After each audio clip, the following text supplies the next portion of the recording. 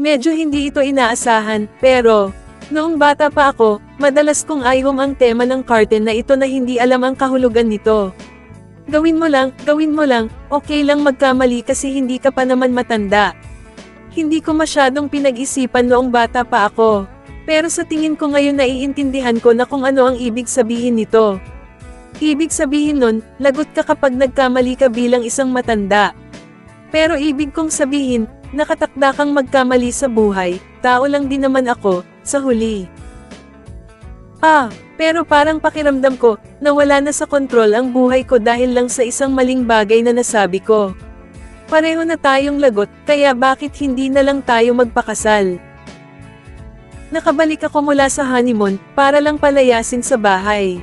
Alam, Gia, magkaroon ka ng masayang buhay. At ang lalaking dapat kong taitirhan. Kaya bakit hindi muna tayo gumawa ng kontrata? Mga bagay na gusto ko sa kontrata. Checklist.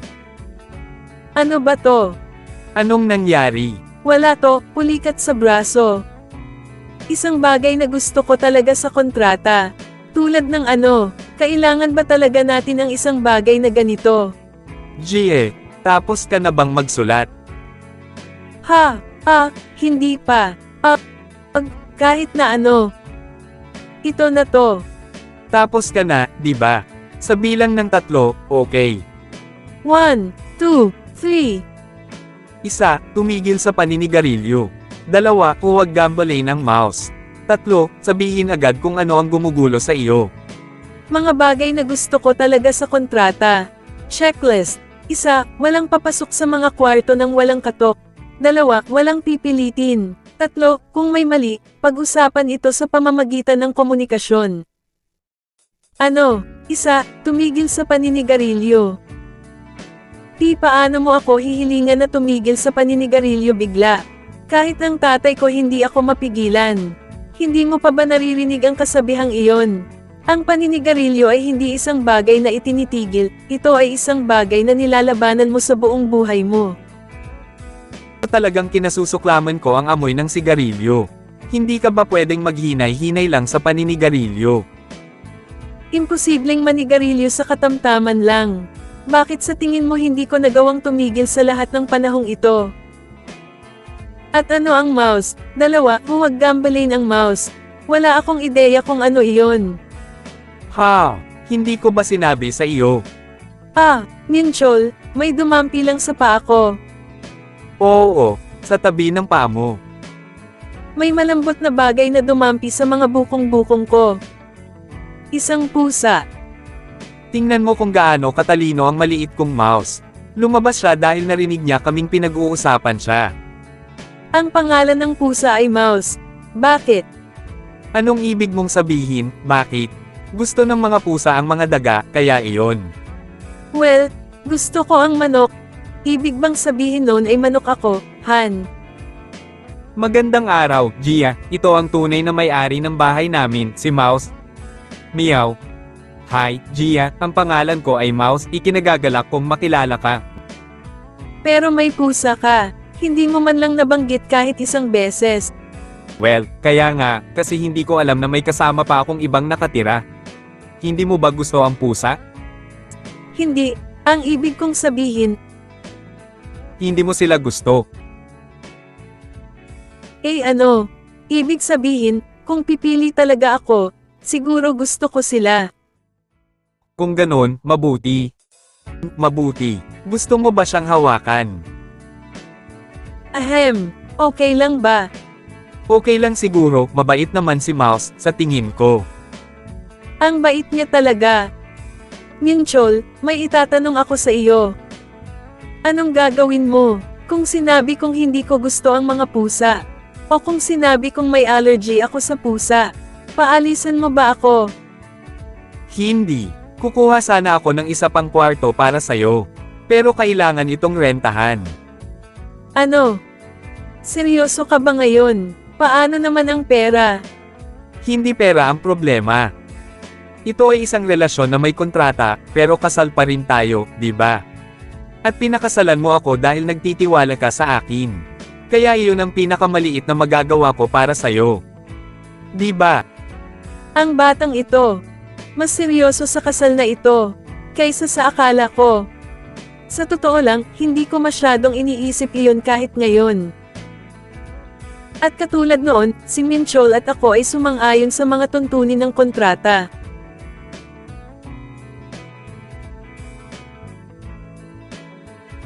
Isa, bawal pumasok sa loob ng bahay nang hindi bababa sa 10 minuto pagkatapos manigarilyo. 2, bawal istorbohin si Mouse, ang pusa. 3, bawal pumasok sa kwarto ng ibang tao nang walang pahintulot. 4, walang pakialam sa personal na buhay ng ibang tao, walang pilitan. 5, dapat laging lutisin ang mga problema sa pamamagitan ng komunikasyon. Walang pagtutol, di ba?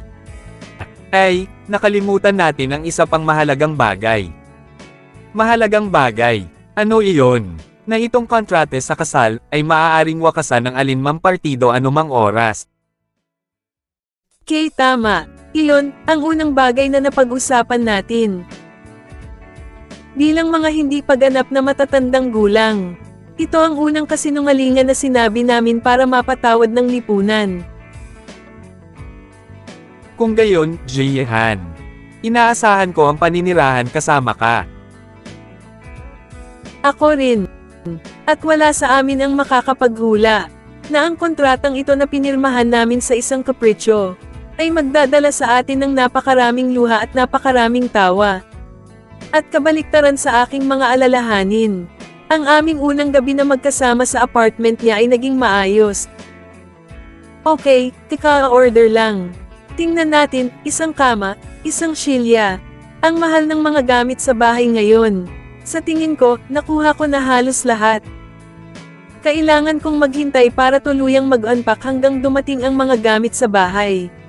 Sabi ba niya babalik na siya sa trabaho bukas? Wala na akong ibang magagawa. Ngayong gabi. Buti na lang at ipinasok ni Mama ang mga kumot na ito, ang lambot. Ang kailangan na lang gawin ay matulog siguro. Ito na ba talaga ang magiging tahanan ko mula ngayon? Hindi pa rin ako makapaniwala. Kasal na ako, at kailangan ko nang tumira dito mula ngayon. Na ang ibig sabihin, nasa kabilang kwarto si Minchol. Oh my gosh, ito ang unang beses kong tumira kasama ang isang tao maliban sa pamilya ko. Kinakabahan ako sa hindi malamang dahilan. Hindi ko alam kung makakatulog ako sa sobrang kaba. Natulog ako ng mahimbing. Anong ingay ba yan? Ang aga-aga pa. Tama, nandito ka nga pala. Sorry, nagluluto lang ako ng almusal gaya ng palagi kong ginagawa. Almusal? Talaga? Gusto mo ring kumain, total gising ka na rin. Nagluluto ka. Hindi ako makahindi dyan. Sinong lalaki ang gumigising at nagluluto pa ng almusal bago pumasok sa trabaho? Hangang-hanga ako. Siguro uupo na lang ako at panoorin ang kanyang galing sa pagluluto. Minchol Jin's Chicken Breast Smoothie. Very healthy, but the taste. Haha. Ano to? Breakfast. Almusal. Oo, almusal. Yuck. Hoy, Minchol. Tanong. Ito na ba yun? Syempre hindi. Protein bar. Hoy, Minchol. Manibiro mo ba ako? Tawag mo dito almusal. Oo. Tigilan mo ang pagbibiro at bigyan mo ako ng totoong pagkain.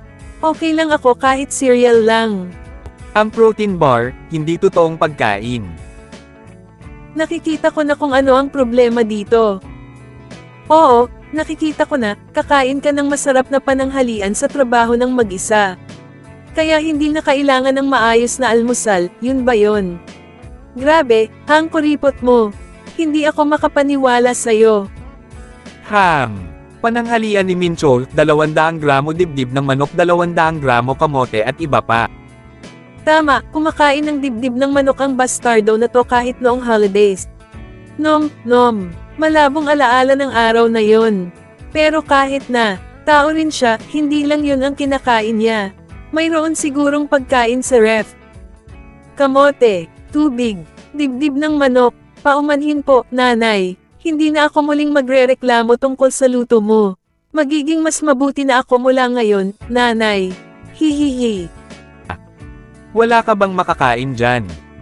Bakit naman walang laman? Puno ang ref, punong-puno ng masustansyang pagkain. Pakiramdam ko mas sumusustansya ako sa pagtingin pa lang dito.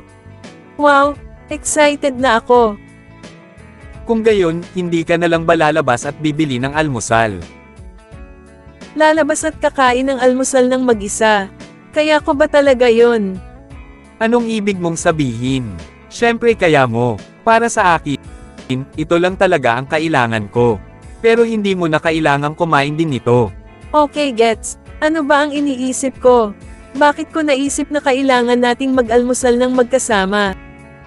Dahil ba yun sa pinilit tayo ni nanay na mag-almusal ng sama-sama bilang isang pamilya, at naging isang uri ng gawin na? Kumain ka na ng almusal, tapos pwede ka nang bumalik sa pagtulog. No, saan ka pupunta? Trabaho. Magpakabusog ka sa kahit anong gusto mo. Okay, magandang araw. Ano, naiinggit ka ba dahil nagagawa kong manatili sa bahay habang ikaw ay pumupunta sa trabaho? Hindi iyon. Kung ganon, bakit ganyan ka makatingin sa akin? Maghahanap din ako ng trabaho sa lalong madaling panahon. Seryoso mo ba akong sisermonan tungkol dyan sa unang araw natin na magkasama? Wala talaga yon, hindi ganon. Kung ganon, magandang araw sa trabaho. Magkikita tayo sa hapunan. Magtrabaho, sus, mag-e-enjoy ako sa pagiging walang trabaho hanggat kaya ko. Mahahaha, hahahaha. Mag-e-enjoy ako sa lahat ng ito hanggang sa maubos ang laman ng bank account ko. Hahahaha. Ang saya siguro. Hey, Minchol, ang tagal na nating hindi nagkikita.